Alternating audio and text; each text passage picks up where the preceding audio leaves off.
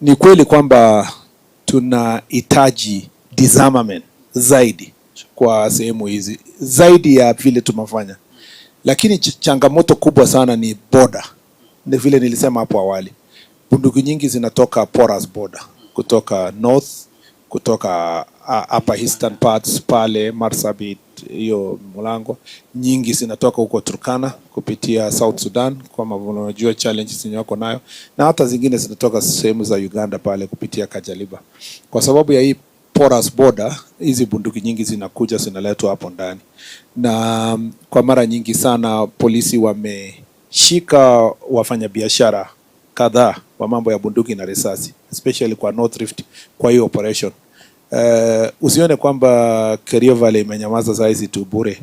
Ni kwa sababu ya kazi kubwa sana ya Operation Maliza Uhalifu ambayo imesaidia kutafuta wauzaji wa risasi na bunduki.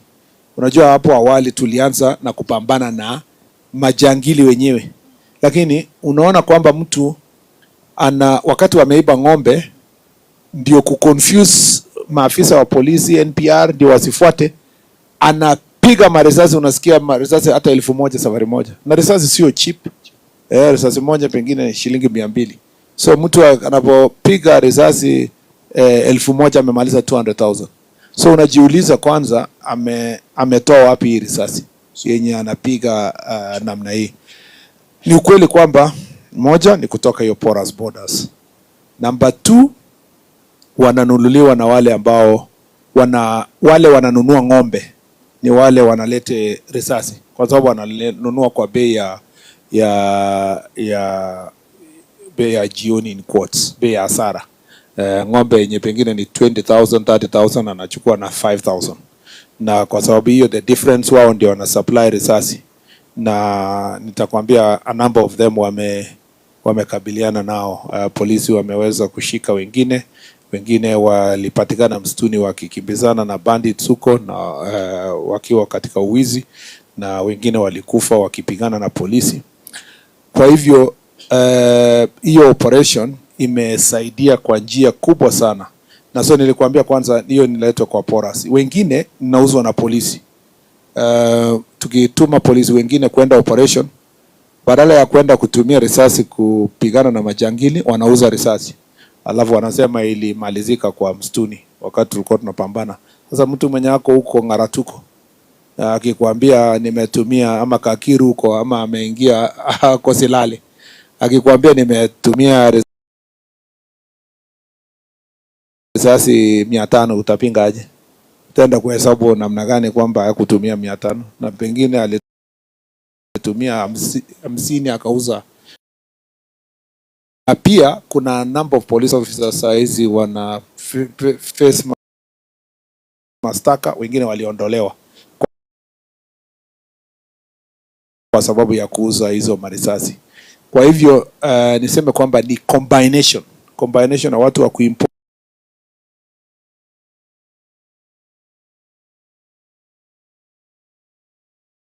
to deal with them, na tukikuwa ruthless kwao, ndio unaona ukiona hakuna wizi ya ng'ombe na kuua watu, risasi imepotea, because polisi wamemanage kudeal na supply ya marisasi. Hata ukishanunua bunduki na ikuwe empty, ikuwe hapo,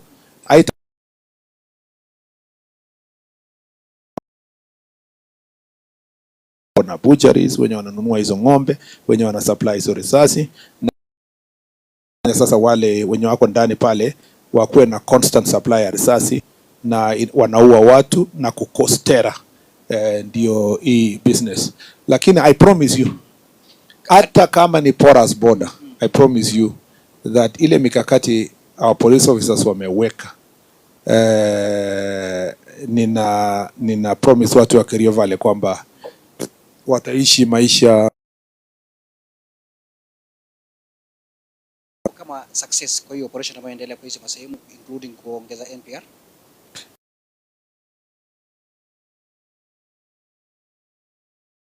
Zaidi ya kuharibu.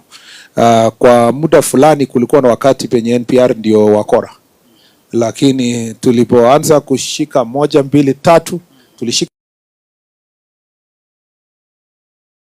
kwa, yani polisi wanaenda kupigana na bandits, wanapiga NPR. NPR ndio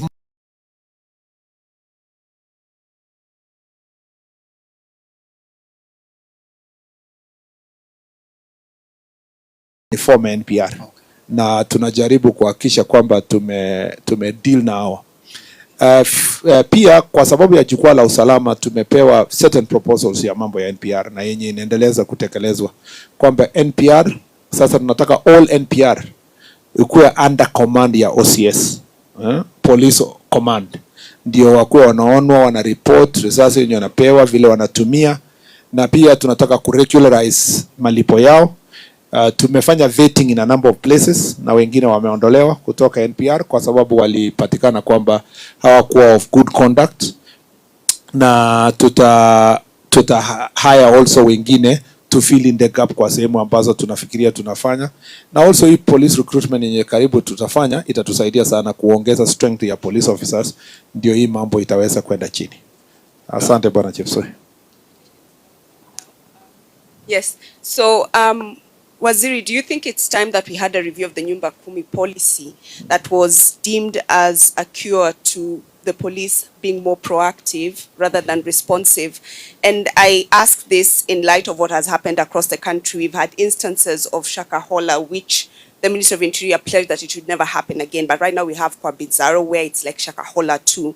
And then here in Nakuru, we've also had the instance of the BBC Africa expose that showcased that young children are now being used in the sex trade. That is also an issue of internal security. So do we review the Nyumba Kumi policy, or where really are we dropping the ball? Because even we have the Todonyang massacre that was in Turkana County, and even as at now the Ministry of Defense is saying that your ministry has not even asked about or for assistance so that we can also secure ourselves internally. Sijui nianzie gani, wacha nianzie Todonyang. Sidhani kwamba kwa, or it's in English, so I don't think that I don't think that sidhani kwamba Todonyang issue kusema ukweli sidhani ilikuwa ni internal security problem. Hiyo ilikuwa ni border security, because imefanyika kwa border yetu na Ethiopia. So na sidhani kwamba ni ukweli vile wewe unasema ya kwamba sidhani ni ukweli kwamba defense wanaweza sema kitu kama hicho, kwa sababu jukumu kubwa zaidi hapo ndio tunahitaji our national defense forces. Lakini hata hivyo tumeweka kwa sababu ni ndani ya Lake Turkana, tumeweka huko Coast Guard na tumeweka new equipment, na tutaendelea kuweka more equipment kwa kungangana nayo. Nimekuwa Turkana juzi kwa jukwaa la usalama, na kuna maneno ambayo tulijadiliana pamoja kuona kama vile tutasaidiana zaidi. NPR ndio inahitajika zaidi huko kwa sababu strength ya police officers kwa sehemu hiyo iko chini. Lakini mwisho, I don't know kama unajua watu wanaongea kuhusu Todonyang lakini hawajui iko wapi. Mimi nimeenda Todonyang ndio ujue how serious it is. Mimi ni minister ya kwanza kuenda Todonyang kutoka 2011. The first minister. I'm not saying the first security minister. I'm saying the first government minister since massacre ya 2011 when the former prime minister went there as a prime minister. 2011 until 2025. Ndio minister akaenda huko.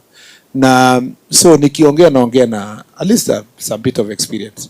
Huko wananchi wanapitia challenges mingi, na NPR ndio ya maana. Tuko huko na GSU camp, na tulijaribu kufanya some strength kwa sababu nilienda huko na Mustalangat the Kenya KPS police DIG, tukaweza kutuma uniform na strength kuimprove the NPR, na tunajaribu kuhakikisha kwamba tuna support the NPRs kwa huko. That support haijakuwa as consistent as it has been, but mimi kabisa nikiwa sasa government official at my level, sidhani kuna mahali beautiful in Kenya nimeenda kama Todonyang.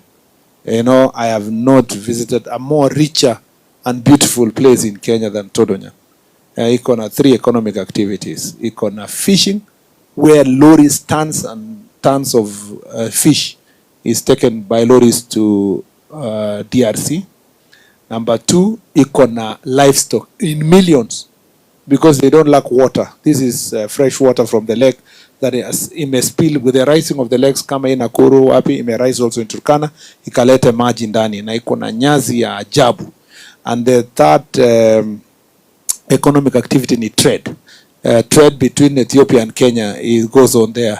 So it's such a place that mimi kabisa naamini kwamba in the near future tukiset up our military camp na to secure the place, ni sehemu moja hata ningependa kwenda kuishi na kuretire.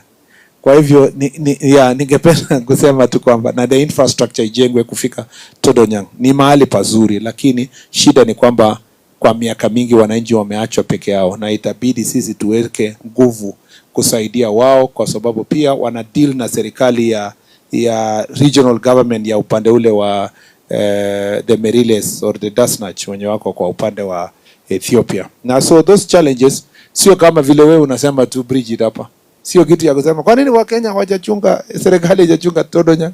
The challenges yenye huko ni enormous, and the level of ability, kwa sababu the next place where you have the military is a bit far in Kibish. So we believe that tutaweza kustrengthen up. Na tutafanya pamoja na serikali ya Ethiopia, because ilibidi mahali ambapo tuliwasiliana na Ethiopian government kusaidiana pamoja, ndio hata tukarecover some of the bodies. Na kupigana pale wanapigania nets na boats, na huko ni nets ndio inaibwa na boats. That is part of the biggest cause of conflict. Alafu sasa boundary along the lake itself ndio inaleta shida mingi, lakini tutahakikisha kwamba hiyo imefanyika. Kwa maneno ya nyumba kumi, kwa hivyo nyumba kumi is very important, extremely important. But the problem ya architect ya nyumba kumi kwa Kenya ni kwamba kwa sehemu ambayo inafanya kazi, community ndio imechukulia kuwa ni yao. Lakini mkifikiria ni nyumba kumi ni structure ya serikali, makosa inatokea hapo. Okay? Tuko na department kwa National Police Service ya community policing. Inajisaidia kwa coordinating, working on the policy, trying to train our OCSs and police officers, wasaidia kwa mambo ya community policing. Lakini kile ambacho tunataka kusisitiza kwa Wakenya ni kwamba kila community waketi chini pamoja na kujua jirani yako. Nakumbuka kwa nini President Uhuru alisisitiza mambo ya community policing after 2013. Ni kwa sababu ya ile shida ya Al-Shabaab. Kwa sababu ulikuwa unapata kwa urban area watu wanaishi pamoja, lakini hujui Chepsoi ni nani, hujui Bridget ni nani. Yeah, so mnakaa tu mnasema sindika jamaa, na kwa kumbe huyo ni mtu ana collect intelligence kwa niaba ya mkora mwingine, ama ni mtu ya kutoka nchi nyingine. Kwa hivyo we need kama community turudishe, yani tuchukulie maanani sisi kama Wakenya.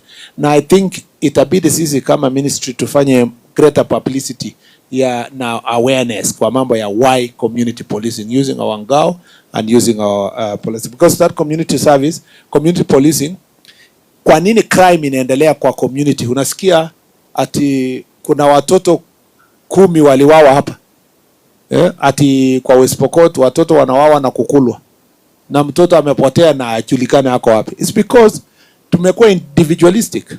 Kwanza kwa urban areas, a city like this ya Nakuru, tusipochunga, mkikuwa individualistic, utaka kujua nini inaendelea kwa neighbor anawika, analia, nyinyi mnasema ni kama ule jamaa na discipline bibi yake, kumbe watu wanaletwa kwa nyumba next na kunyongwa, you know. And I'm saying some of us, why is gender based violence inaendelea? Because we have normalized. Mtu anapiga bibi yake kwa next, unasema ni normal, ni cultural, yet that is violence, you know. Bibi anapiga bwana yake, watu kijiji yote inakuja kucheka, sema baba nani alitandikwa, na kumbe baba nani ni addict ya alcohol na bibi anateka advantage kumnyonga. So some of these acts can be sorted. Come as a community we can come together. Waziri, the last thing is that on the sex trade hii yenye imekuwa on children, it's very unfortunate, and again it's the same thing. It's that individualistic thing, kwamba watu wanaona wanasema, na people have become also very colors. Unaachilia mambo ya mtoto, unaona inafanyika na hakuna kitu unafanya, lakini I promise that to strengthen our department in the deal na hiyo mambo ya human trafficking, trafficking young children for sex, and also issues here trafficking with drugs, among others. On the Shakahola issue, fighting religious extremism is not easy, because mtu akwambia nimeenda fasting pale, you know, wewe utapinga mtu ameenda kuomba, na kumbe anakuambia nimeenda kutafuta Mungu wangu, kama Elijah nimeenda kupanda milima, ama Musa nimeenda Mount Sinai. Yeah, so by the time una realize kumbe ilienda kutana out imekuwa ni kifo.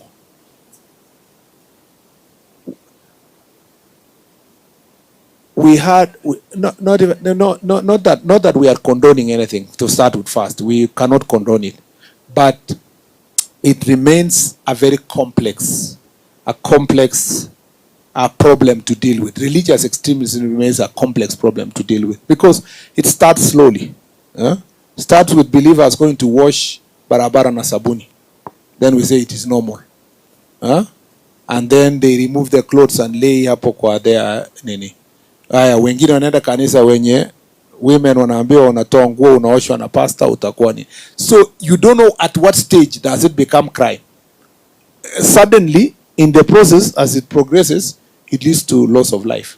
I know the one for the reason one dia Shakahola na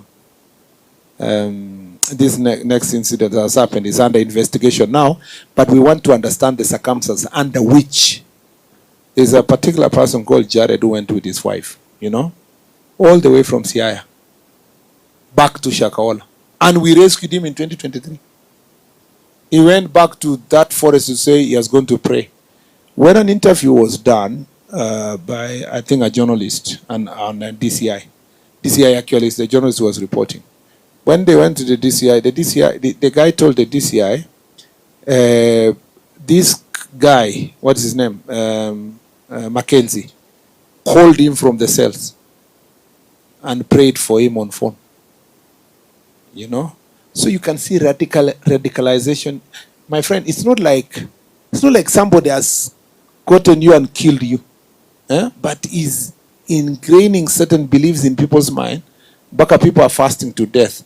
Now, where the real genocide has happened, and high crimes have happened, is because it involves children who are not of. It is the children who are dying because they are not of age to deal with these beliefs. Some of these beliefs are happening in a house, in Guinea, in a whatever, and then eventually people are going to be buried in a site. So that's why the investigation is going to tell us exactly what has happened, and it's an area. And then many Kenyans don't know that part of the reasons why we have not closed the Shakahola issue is that, you see, these people are not from Kilifi. They are from all over the country. Baringo, Vika walikuwa wengi, Siaya, Kisumu, all those places. Now, relatives in that place do not know that the person they lost actually went to Shakahola and they died there. So they are not even presenting themselves for DNA test. So the testing and concluding the matters has been complex, but we are about to make a decision as government to see if we can inter the remaining parts or bodies, because of lack of any further people have come out for DNA, and maybe just create a memorial center within the Shakahola itself. It's also, they take advantage of the vastness and the of the land we are talking about an area of forest of 100,000 acres and so forth. And some of these people go and hide there and, commit the atrocities that they have done. It's just very unfortunate. But that will be dealt with. Just to maybe just before we go to, yes, the IG has already given me the current statistics. There was